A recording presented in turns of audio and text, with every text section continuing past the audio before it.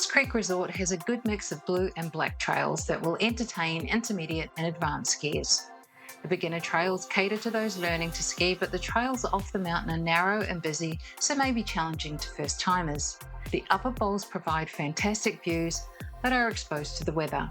Falls has a total elevation gain of 280 metres and receives on average 155 centimetres of snow each year. There are two main base areas providing a range of accommodation options, or a fairly long drive up the valley from Mount Beauty for day visitors. Falls Creek has some of the best open bowl skiing in Australia, a few long black trails, and a couple of decent terrain parks. There are blue tree trails for the adventurous intermediate skier and some short, challenging steeps for advanced skiers. Falls will suit the intermediate or advanced skier wanting to get away from the Sydney and Melbourne crowds. Venturing to Falls Creek is roughly a 5-hour drive from Melbourne, or there are bus and private transfer options from Melbourne or Albury to and from your accommodation. If you're driving, you'll need chains as required by law, and if your car is diesel, make sure to get alpine mixed fuel or use antifreeze additive.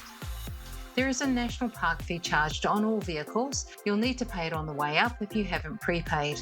See the Falls Creek website for details. Be aware the day parking does fill up quickly, so you might have a bit of a hike to get to the lifts. Falls Creek base area is perched on the side of the mountain with a range of accommodation options, mostly between the Halley's Comet and Gully lifts. There is also some budget-friendly accommodation down the valley in Mount Beauty. In our opinion, the best ski-in, ski-out options are closer to the Gully lift, even with the convenient resort bus to get around the village. The main facilities and ski school are at the base of the Halley's Comet lift. There are a few on-mountain food options, with Dickie's Knees and Blue Brumbies providing a cafe vibe, while Cloud9 is a sit-down restaurant.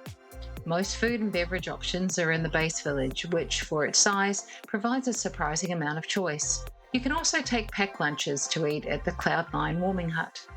Let's get into the skiing.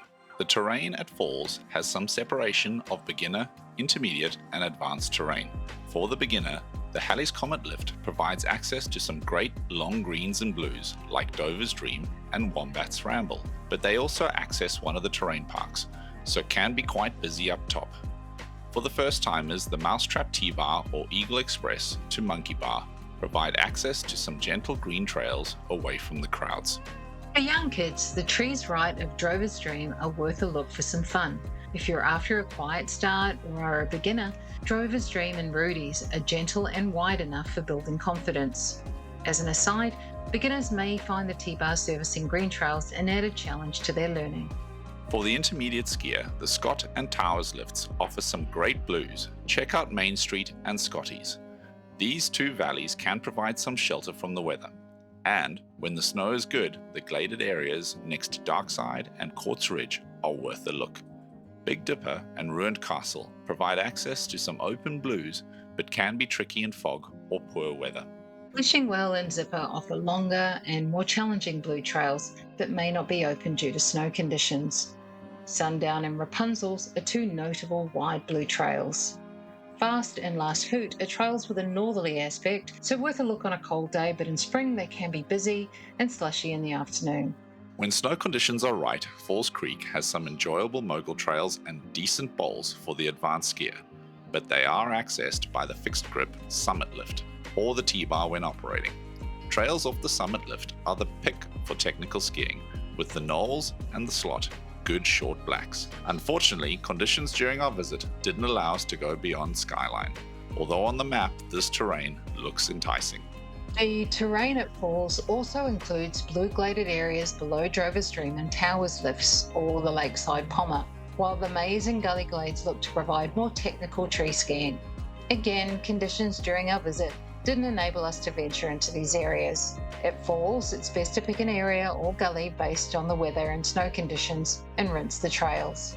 Moving between areas can involve traversing or crossing congested areas. Falls has two main terrain parks. The Panorama has small and medium features which are great for building skills and confidence, while Castle has larger jumps in full view of the lift for those wanting to show off their skills. A few things to be aware of for Falls Creek. The resort has limited snowmaking facilities, so can be impacted by weather conditions. The lifts accessing the upper mountain are exposed and can be impacted by wind, snow, and fog, limiting access to the whole mountain. Finding Ruined Castle in the fog can be a challenge, and so is finding your way home. The trails below the summit lift and Halley's Comet have a more northerly aspect, so can be sunbaked in spring. This means the trails back to the village, like Wombat's Rumble, can get very slushy and sticky in the afternoon. It's also worth noting the Ruined Castle and Scott lifts close a little earlier than other lifts. Plus, lift queues at some of the connectors, like Scott and Towers, can get long at certain times of day. The trails right of Skyline are decent long trails, so best not left to the end of the day when energy levels may be waning. The top of Eagle and Scott lifts is the best place for a panoramic selfie with beginner trails off the mountain. Falls Creek is more remote than other Aussie resorts, so less impacted by weekend crowds, but it still gets steady visitor volumes. When snow conditions off Summit Lift are not great, then expect most skiers to be on the south-facing side of the resort. Panorama through to Boomerang. The upper mountain is exposed, so if the weather gets ugly, options to hide from the weather are limited. Having a rest day or doing another activity may be a better alternative. The base at Falls has lots of accommodation choices on mountain for those seeking the ski-in, ski-out experience, and a reasonable amount of restaurants and bars in the village. There is a resort bus to get around the village. The supermarket in the base area stocks all essentials if you're missing or craving something. Mount Beauty is a 45-minute drive down the valley, providing alternative accommodation options and restaurants. It is also the closest place for fuel. If you're looking for a break from skiing, then snowmobile tours and tobogganing activities are available. In our opinion, Falls Creek is a resort with a decent lift service offering intermediate and advanced skiers enjoyable blue and black trails. Beginners wanting to explore the mountain will need to step up to blue trails, and there is limited technical terrain for the advanced or expert skier. Falls Creek is less impacted by the weekend and big city crowds, providing a great experience for the family or those looking to soak in the alpine environment. Check out our trail and lift videos to get the most out of your visit to Falls Creek.